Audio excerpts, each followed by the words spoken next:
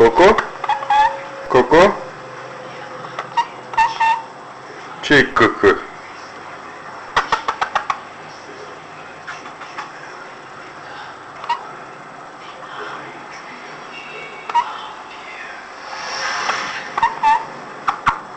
Cât de mic e Coco? Ia spune-ne tu nouă.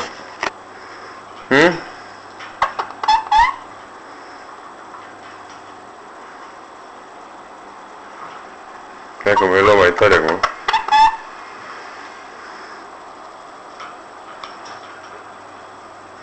Ciuculețul tău belit.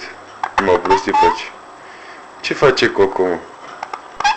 Pe cum face Coco? Ce faci? Ei, altceva nu știu să zici. Așa, băiat, așa. Aia ce-i, Da, Coco, bravo, băiețel. Ce faci tu?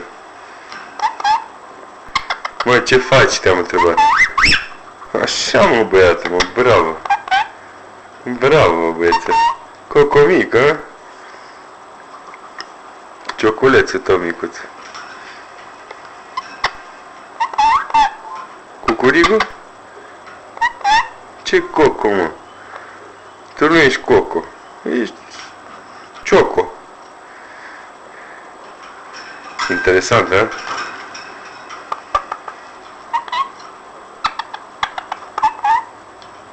Să ne gândi Cioco, mă, nesimțitule. Gata, te-ai strat de mine? Coco, ce?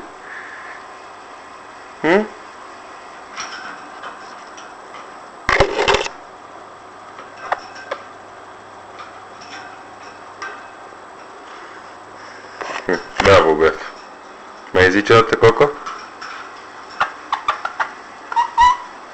Nu, mă, Coco. Zici prea scuțit. Coco.